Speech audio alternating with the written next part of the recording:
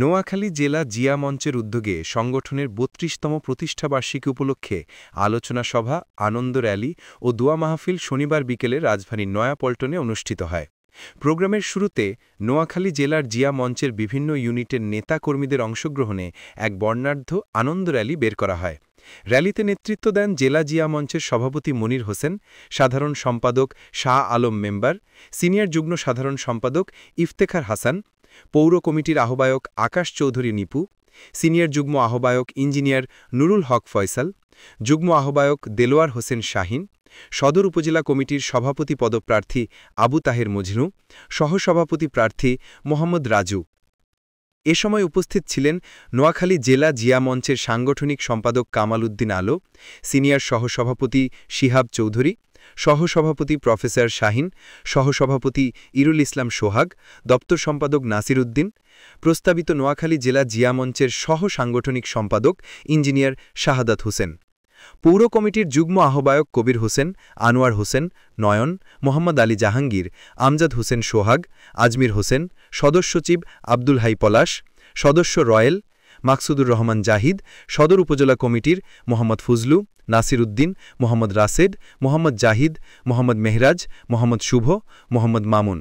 আসলে আমাদের জিয়া মঞ্চ হচ্ছে বাংলাদেশের রূপকার এবং আমাদের বিএনপির প্রতিষ্ঠাতা শহীদ প্রেসিডেন্ট জিয়াউর রহমানের আদর্শ নিয়ে আমাদের জিয়া মঞ্চ গঠিত।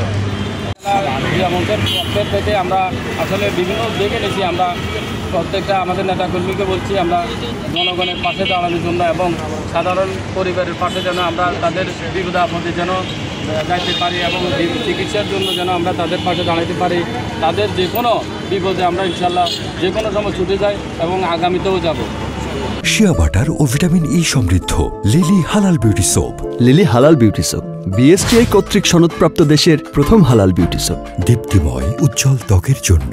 আসলে আজকে ঢাকায় আসলাম নয়াপল্টনে আমাদের জিয়া মঞ্চের ২৯তম প্রতিষ্ঠাবার্ষিকী উপলক্ষে আলোচনা সভা ও জনসভায় অনুষ্ঠিত হবে। শেষ জনসভায় সফল করার লক্ষ্যে আমরা ২৫ থেকে ৩০টা গাড়ি নিয়ে ৫০০ নেতাকর্মী নিয়ে পল্টন ময়দানে উপস্থিত হওয়ার জন্য নোয়াখালীর উদ্দেশ্য থেকে রওনা হলাম এবং আমরা আমাদের তারেক রহমানের ৩১ দফা বাস্তবায়নের লক্ষ্যে আমাদের কেন্দ্রীয় কমিটির নির্দেশনার মোতাবেক আমরা নোয়াখালীতে কাজ করব। জিয়া মঞ্চের ৩২তম প্রতিষ্ঠাবার্ষিকীতে নোয়াখালী পৌর জিয়া মঞ্চের পক্ষ থেকে সবাইকে শুভেচ্ছা অভিনন্দন। আজকের এই প্রোগ্রাম বাংলাদেশের ইতিহাসের প্রোগ্রাম হবে ইনশাআল্লাহ। দেশনায়ক তারেক রহমানের নেতৃত্বে আমরা আগামী নির্বাচনে দানশীল প্রতীক জয়যুক্ত করে ইনশাআল্লাহ আমরা বাড়িতে ফিরব। দেশনায়ক তারেক রহমানের ৩১ দফা বাস্তবায়নের লক্ষ্যে আজকের এই কর্মসূচি ইনশাআল্লাহ আমরা বাস্তবায়ন করব। এই কর্মসূচির আলোকে আমরা আগামীতে নোয়াখালী পৌর জিয়া মঞ্চ ঐক্যবদ্ধ হয়ে কাজ করব ইনশাআল্লাহ। পরবর্তীতে আলোচনা সভা অনুষ্ঠিত হয়।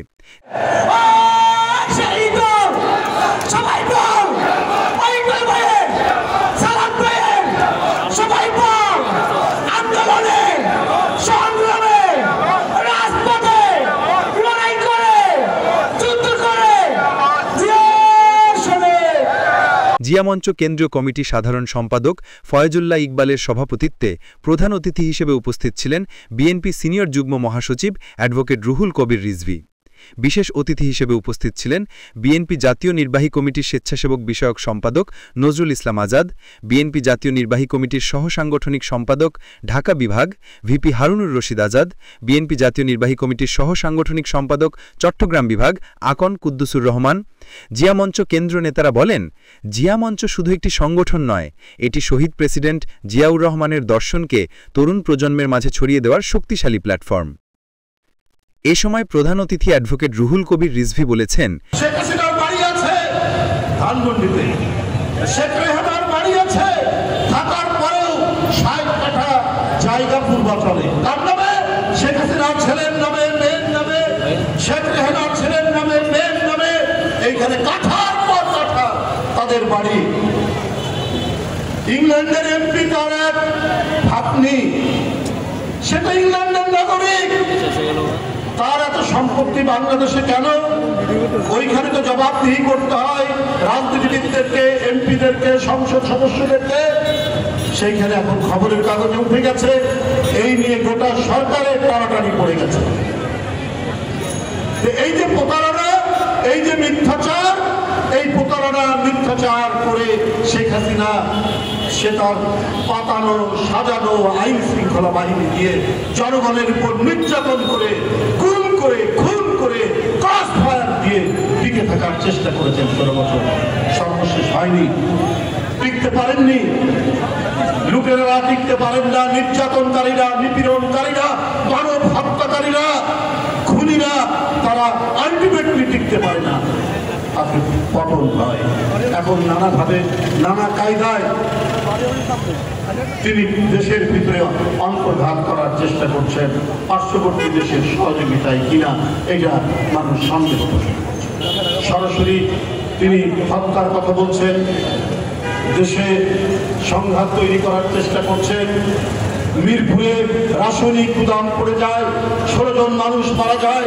এর ২ দিন পর এয়ারপোর্ট পুড়ে যায়, তার ২ দিন পর লঞ্চ পুড়ে যায়, তার কয়েকদিন আগে আবার চট্টগ্রাম কয়েকটি স্থাপনা পুড়ে যায়।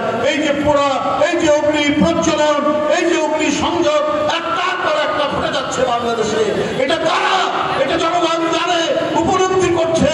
হঠাৎ করে একটি বাড়িতে আগুন ধরলো সে এক কথা, কিন্তু একদিন ২ দিন পর পর বড় বড় স্থাপনা, এয়ারপোর্টের মতো স্থাপনা আগুন ধরছে, পুড়ে যাচ্ছে, ছারখার হয়ে যাচ্ছে।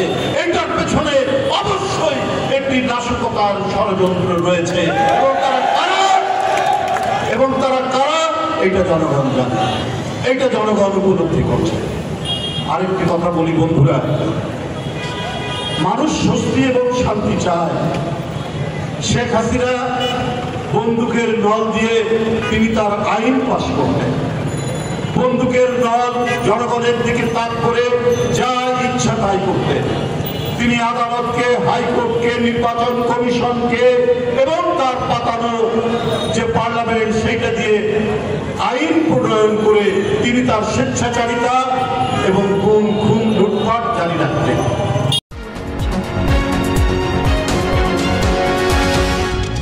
এনকে টেলিভিশন, নোয়াখালীর কথা বলে।